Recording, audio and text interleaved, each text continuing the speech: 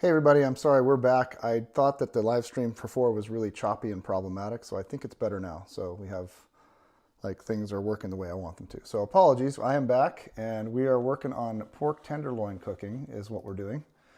And so we're just gonna go to the overhead view here and we're gonna take another look at, at what's going on. So apologies to everyone.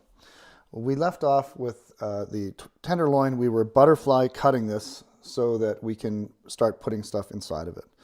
So the first thing we want to do is we're going to put the Philadelphia cream cheese inside of this tenderloin. We're basically assembling the tenderloin now with all of the stuff that's going to go inside of it. So we're going to just get a knife and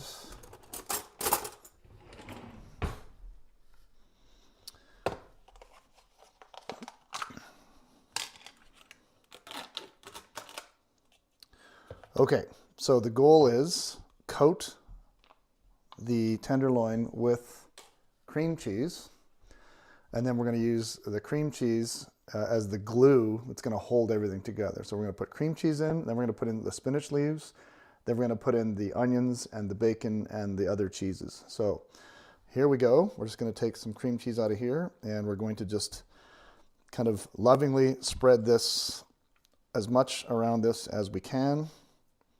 Not too thick, but just enough that it sort of covers everything.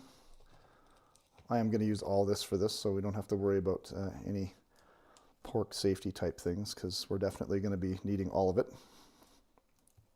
Might even need to go get some more possibly, but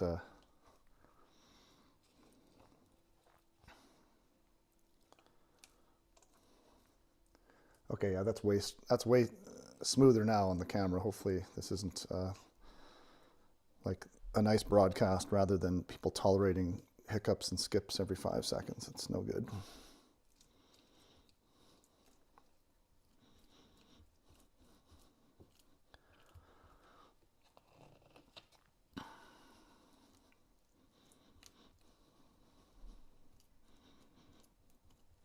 The reason you want to cover most of this as possible is because, like I said, it's going to kind of hold on to everything else, and it'll be the glue. When this is cooking, this will sort of all homogenize everything together. So it's kind of cool that it does that.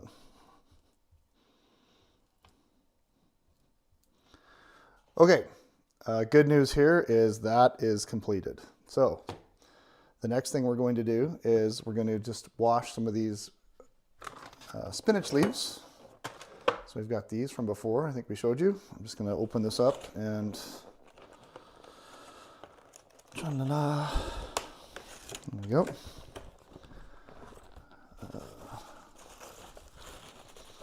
Just going to put some of these into a bowl. Get another bowl happening here. Use this. So we've got our spinach leaves here. We're just going to pop the stems off, and we're just going to make a little bed of spinach leaves. And we're going to put these all over, just like so. And then once we've done this, we're going to start putting all the other stuff in, just enough that it's, you know, you don't want to make it too thick because then you can't wrap it up. It's too heavy. So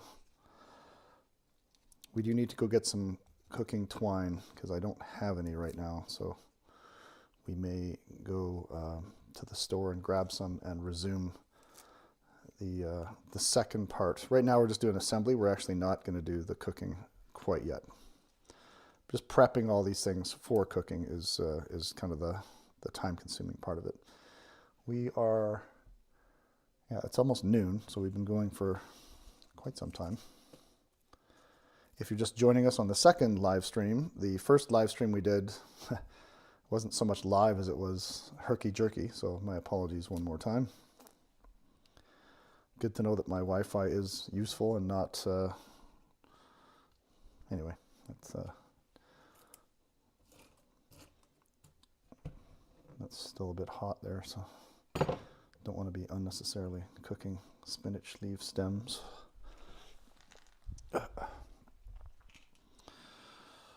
All right, this is going well.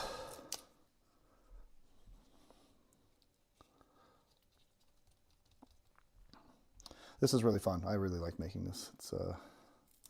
It's neat. I'm interested to see how much of each other ingredients we will put in here, just to gauge how much ingredients we have for the other tenderloins, because we've got 4 of these things to make, so we've got a lot of food here, so it's good.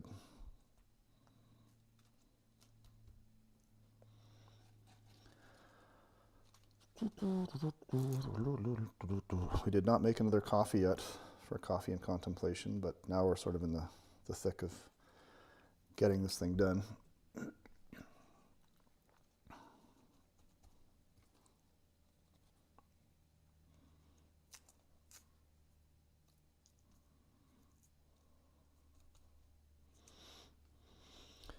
And I think one more here and then we're good. All right, so we have, just to recap, we put in some cream cheese on top of the tenderloin, and then we put in some baby spinach leaves. So we have baby spinach leaves in here, cream cheese, holding it all together. Next thing we're going to do is start putting other things in here. So what are our other things? Well, we have our caramelized onions that we made in the previous live stream that we stopped and started over again. Let's just move this over a bit. And we also have bacon, and we have Parmesan cheese, and we have the marble cheese that's grated. So we're just gently going to sprinkle a little bit of each onto here, because there's not a lot of room for everything. So you see the bacon just nicely sort of breaks off into smaller pieces. It's not too hard to manage, which is nice. I want these pieces to be pretty small, because a big chunk of bacon is going to be difficult. If the bacon was foldable, then you could do it, but I like the little pieces, because then the dispersion is maybe more equal.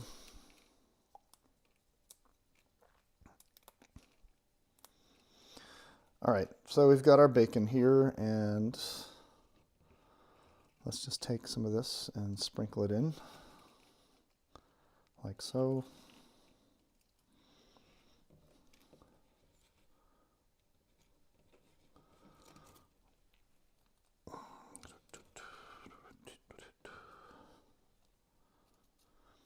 We have a lot. Well, how many strips of bacon do we have here? I want to be careful not to put too much of one thing in here, because we do have 4 of these to make, so.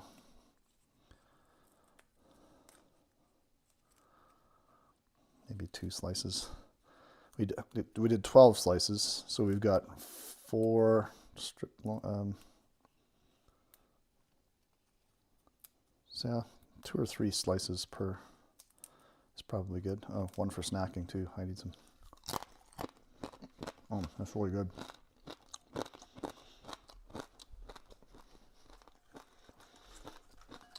So let's do some math. We got 1, 2, 3, 4, 5, 6, 7, 8, 9, 10. So we'll put 1 more strip in here, and we got 3 strips for the other. The 3 strips per tenderloin is the plan. So we'll put some more of this in here. I might snack on half of this too, because again, you want to be careful not to put too much stuff in here. It can get a little crazy. That's probably good.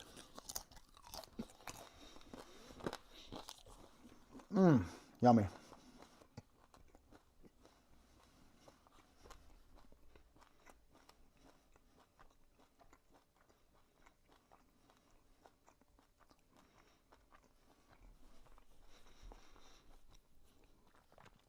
All right, we got our bacon in here.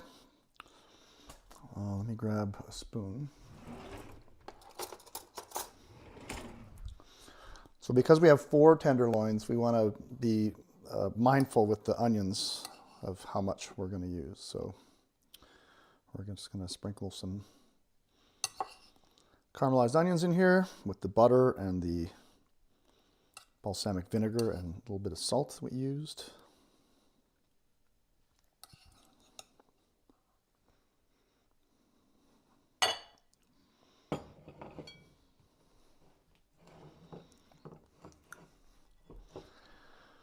It smells amazing. Like I'm telling you, it's wow.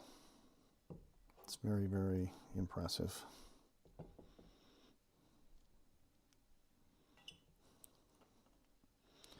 The onions turned out really good this time. The last time I did it, I was mentioning in the previous broadcast that they were a little bit too black, and this will be just right. So, all right, we've got our caramelized onions. Kind of gently put a little bit more in here.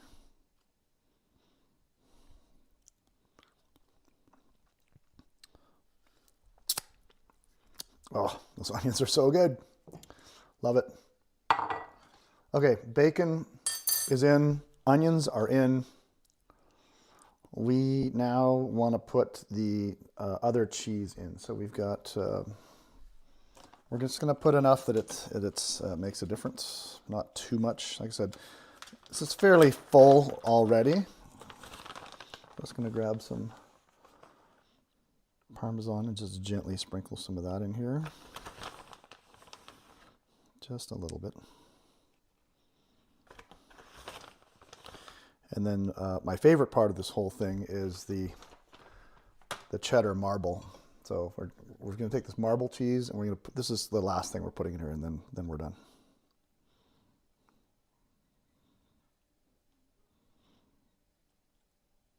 And then later on, we're going to get some cooking twine and we're going to flatten this and we're going to roll it up is what we're doing. So when you roll this stuff up, it's tricky because it's so thick, right? So you have to, we can take like a little, kind of flatten it out if we can to the best of our ability. And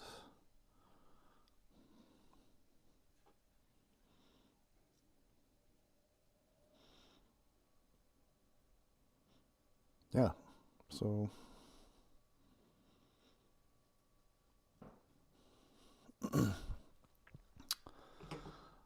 I think that's it.